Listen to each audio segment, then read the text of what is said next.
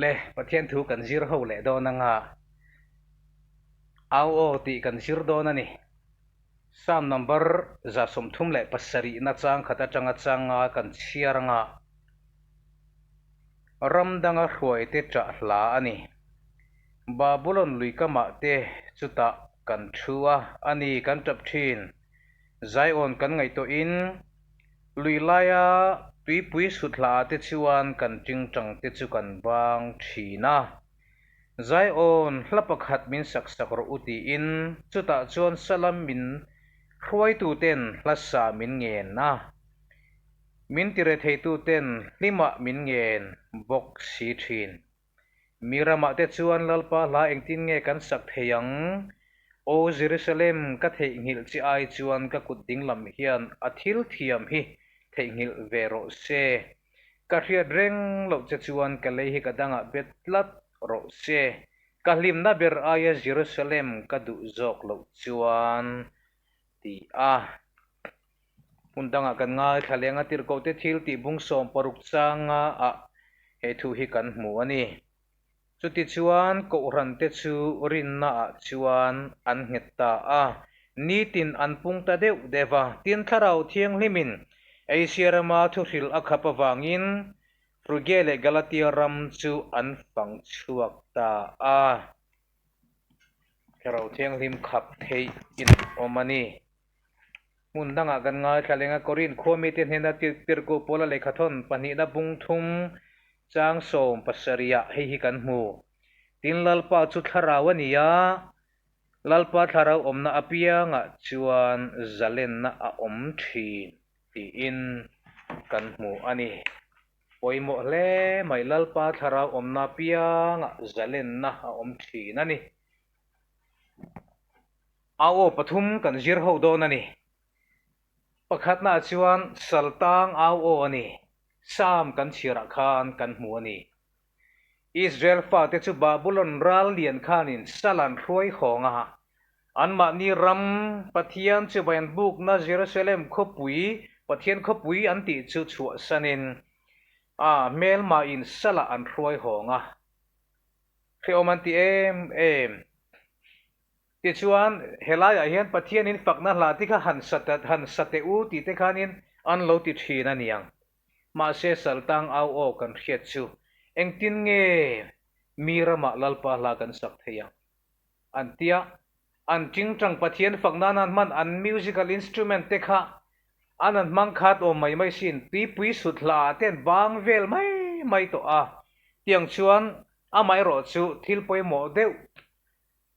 om chu Jerusalem an la fe ve tlat Jerusalem an khiat chan hi pathian chu bai buk na Jerusalem kho chunga Zion tlang an ti pathian biak buk an sak na chu an ril ruin an khrenga o Jerusalem ka thei ngil chi ai chuan ka kut ding lam hian a thiam thil hi thei ngil ro se ka riat reng lo chi ai chuan ka lei hi ka danga bet sela dule tong thei lovin ko om mayang ti khopin Jerusalem pathian biak na mun ro kha chu an thin lunga om ve rengani chu saltang au oni pathian fak theilo tong trai theilo vinan oma ati ram Daniel aten ni tin Jerusalem lam hoin tong trai na be ma sela anol puiro chuan mirama lalpa lan sa theilo wa pathian an fak theilo wa pathian man kun theilo wani chu tharau thiang lim an chunga le ani ma tharau thiang lim chen chil ani ma ani wangani awo pani na kan thiat chu tirko te thil ti bung som paruk tirko te thil ti bung som paruk changa kan chira khanin tharau thiang lim soi thei tirko pola te ho missionary rong bola vak thin kan hmu chan chin tha wangin tan ina lung inan tanga ta chuan lungin an tan dan la hi an mai lo ema lungin an tanga an kalnan tlap pi lama an kuta kolin an thunga an keya kolin an thung boka kan kut le ke kha thung lo ma sen tan chuang ngai na kha om chuang lo duty nom bok sitero tiang chuan an kut lian keya thungin lakal nan tlat bok ma sela chep ipik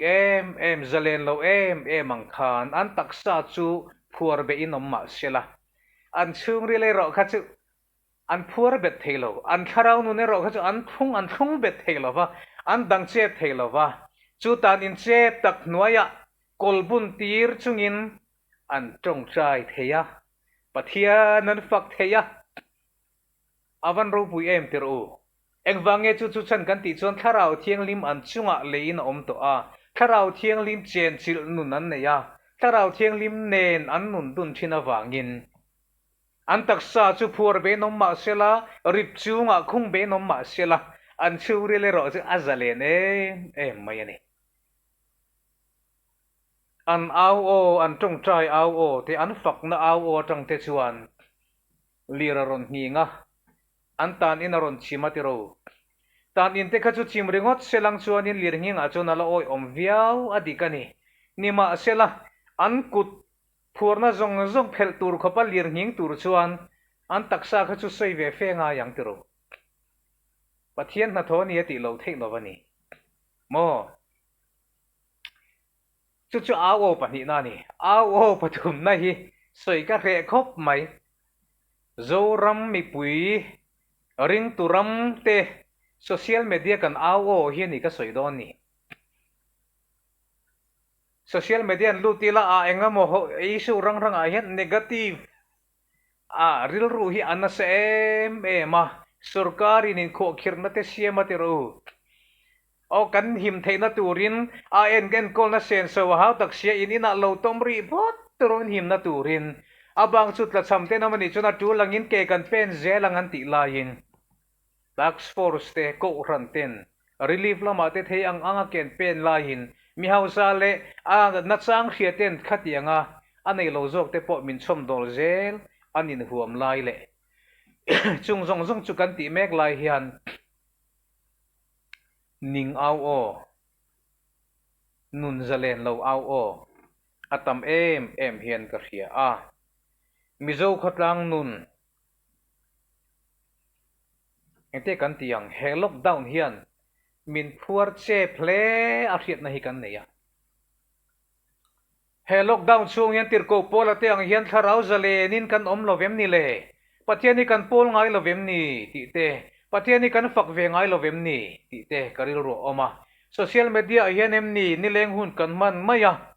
tong trai na hun te kan mang ngai lovem ni enga tinge tharau zalen lo lutuk anga hetianga kan ram hi kan om ta christian ram kan ni sia tharau thianglim kan chunga le ani a kumsang ni don khen panpeng tikos ni tharau thianglim lo thlen ni kan man na po hi ani to tharau thianglim min chen chila min ti har thina tharau thianglim kan chunga lein om to chung hian enga tinge zalen lawang hian kan oma kan nun te he be don thin kan tong trai ngai lovem ni tong trai na chu ka soi to thin zai nai ka soi le don tong trai na chu mi dang tel lo lalpa tia pathian nen chu hun man dun na ani pathian nen huni man lo chuan inu na ro je lang enga nge thu thung li tharau thiang li man chunga le ani ma ang tlat hian kan oma he lockdown ka ra hen pathian fak theilo tlata kan in hriata tong trai ni le ngari sen sa noya na tho te kha ha thak zok a har sa zok de ani enga tinge ma ni ru ma lu ta minute nga minute som pathian ma ching thia kun hi kan theilo le enga nge tong trai te har manga kan ngai le setana na tho ani achan chu setana hian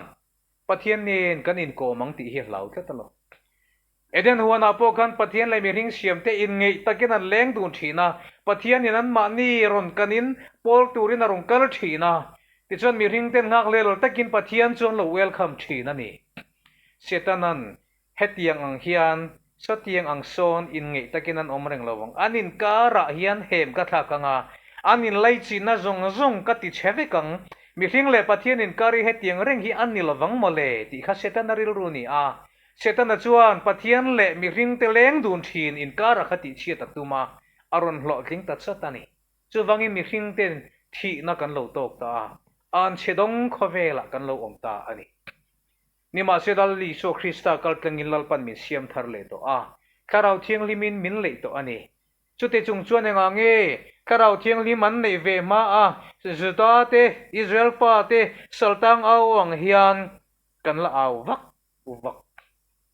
tharau thiang lim hian min lua ve lovem ni le enga nge zalen lawang hian kanin hriata chungin khom te kan nei thei do trong trai te harsa kan ti ti hi zoram te in zot non leng u apoi mo em ani tharau thiang lim nei tu ten enga nge tharau zalen kan chan thei lawang kan chan hi in en non le ila poi mo le in ka hria ani covid-19 khripuya lenga apoi mo na hereng chungin lockdown hi nin om kan ti a kan him na turani ti hi kan ngai tua kheng talovem ni o ti hi karil ruwa a om tlat ani thu pakhat ka mu chu tax force te chua phalna lekha king chung hian hria kai thei ti hero ti hi adikle in ka hria ani chuwang chuan thu oi hi zir photila ti chuan kan him dam chuan hri te lo re sela kan ni tin na tula zalen zokin hun kan mang theyang zalen zokin rong te kan bol le theyang ani lawero chuan chuaruk na tur kan zonga thu oi lo zonga kan tal reng ani chuan kan duai rei kan lockdown hi in po se zelangai don kan film har pok le ai hemi hri kaidar kan chutha potha kan chut cha har pok le hian hetia kan in khar khipi ari ting don ani chuwang chuan nang le ke kan him na turata na sarkar malak na rang rang te tlongai pol te nan pe wang po ni lo atul na wanga mani in lung po lo theilawa an thil ti zong zong hi an thorim na te hi an za omani ina tu thlenga khuma muder dera social media te hun man ve ten chakang nima sela ming chiat huamin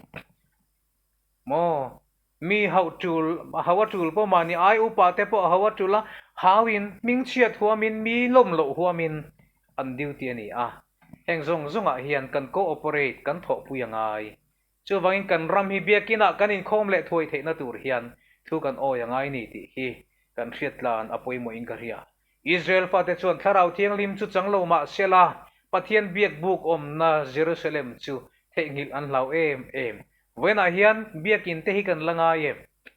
in khom le hlan te kan langa khlelem eng raw nge ka chan pathian pol chang na te hi kala ne ye